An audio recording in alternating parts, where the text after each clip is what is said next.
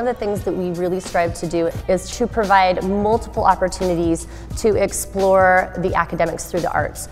It's a place for kids that maybe they just didn't really fit into the normal kind of high school atmosphere. And so here they find themselves. I discovered that I love to act in the 5th grade when I came here.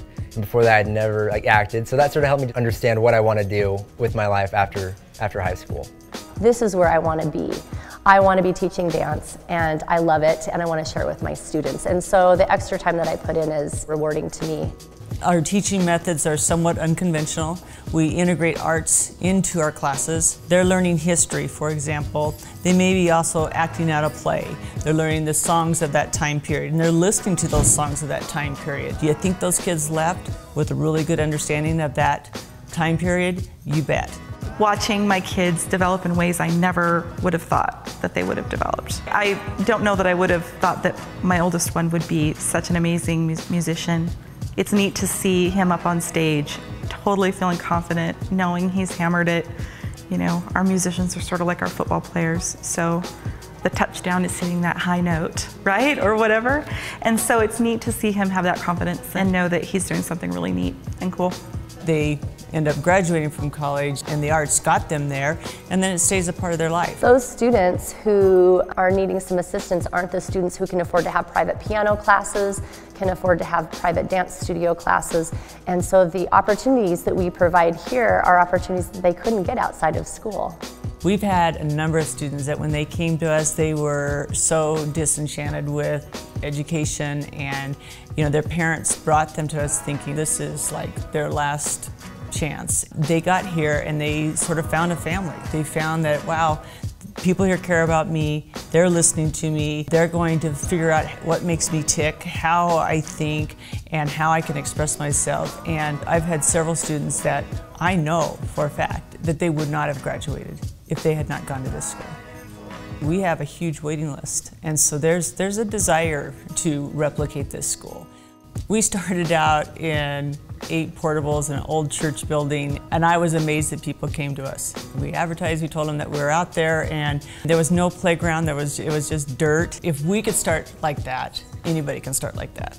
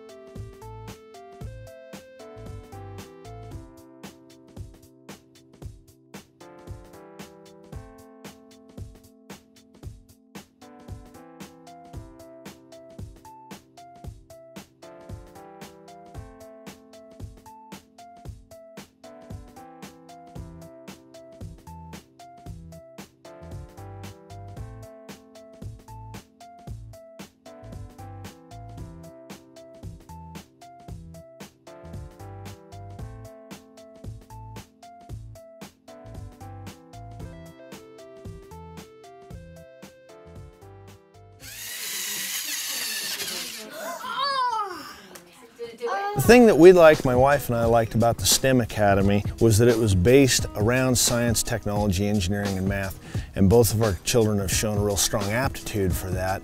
And it seemed like something that would fit their style of learning a lot better. It's real project-based. They're learning science, they're learning engineering, and they're falling in love with those subjects. Well, my kids will come home 2 or 3 days a week from school. Dad, you'll never guess what we got to do today, or what we got to build, or what we got to work on. And they're just totally into it because they get all these different projects and can learn at the same time. And also kids start to understand how different subjects work together. They understand why math is important for science, and writing well and speaking well is important. So when you have those projects, all that interdisciplinary work that goes into it, it becomes important to them and they start realizing why they want to use it. I love working with animals and I'm really good with them. When I grow up, I'd like to be a scientist or a veterinary technician. Why do we study biology? We're studying biology so that it could lead to a career where you can use your talents to take care of these animals. It's not a follow the manual to do it. You have to actually figure out the problem. A lot of times when they start to build something, they think it's going to be easy or they think it's going to work a certain way, and it doesn't. And that's the failure part. So instead of just going, well, it didn't work, I'm done, they start to find out, how do I adjust this? What do I need to do? It's so exciting. I watched one little girl and I asked her what happened because this piece went rolling off and she said, I don't know what went wrong, but I'll figure it out. And that's exactly the mindset that we hope to develop, is that failure is not a bad word. Failure is actually just steps in the process. Each failure is done that way. And it's a great lesson for these kids to understand that things don't always come prepackaged and perfect. This is the way I love to teach. I'm a facilitator. I provide the opportunities for students and then help them develop their passions. There's a tendency to think only high-level kids can come to a school like this. You can have kids across all ability levels come in here and you find something that they're interested in and you'd be amazed how quickly they will rise up to that next level. Every kid you know started putting Legos together when they were little. Now you can take that experience as a 5 or 6-year-old kid where you were gluing Legos together and making stuff. I think that all kids have that ability. Some of the girls in the school have become the true leaders. They're interested. They just need to be able to have that opportunity. The reality is that the jobs that most of these kids are going to have haven't been invented yet. So how do you teach to those jobs? You teach them to think and to be able to adapt and have the type of skills where they can become lifelong learners, truly lifelong learners, not just today, but next week and next month and 10 years from now as well.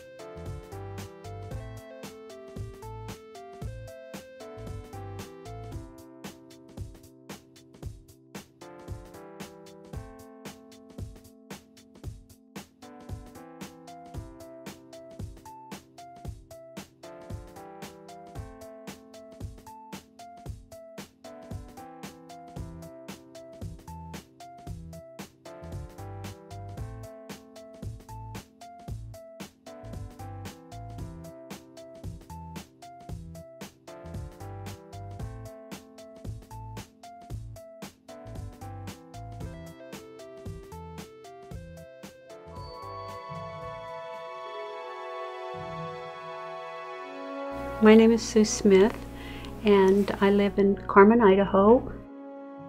I had a desire to have a setting for education that wasn't politically involved and that you could just concentrate on creating a school where each student could work at their own ability and work to their greatest potential. I went into the Salmon Schools and visited with the superintendent that was there at that time, and she said, not as long as I am superintendent here.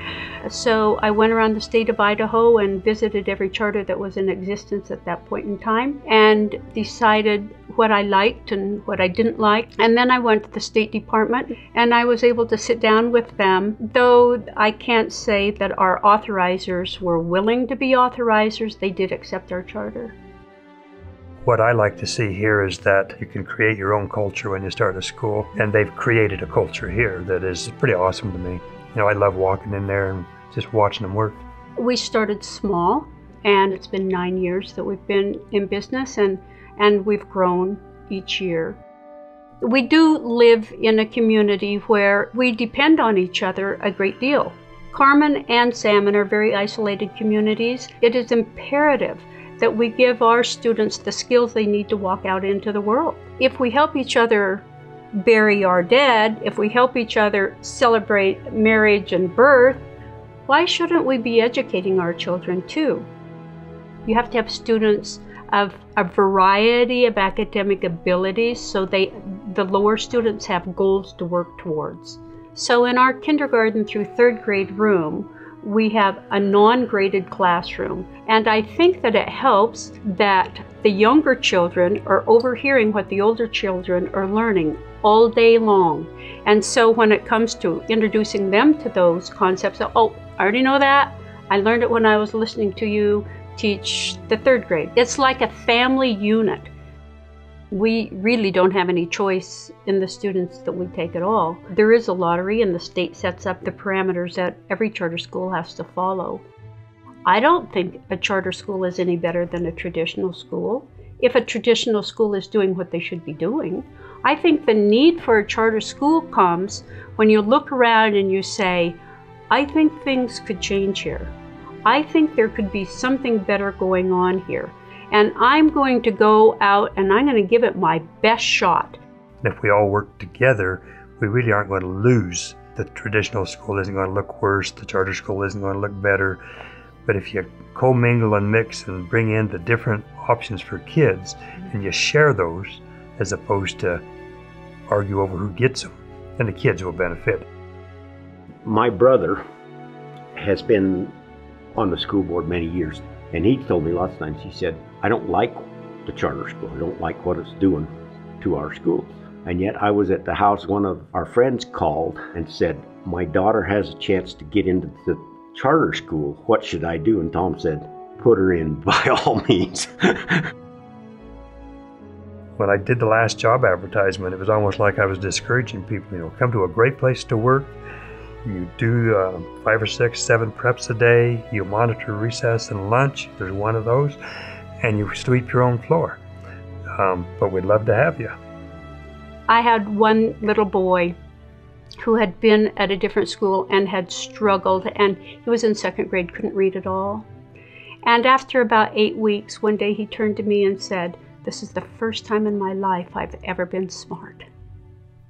That makes it all worthwhile.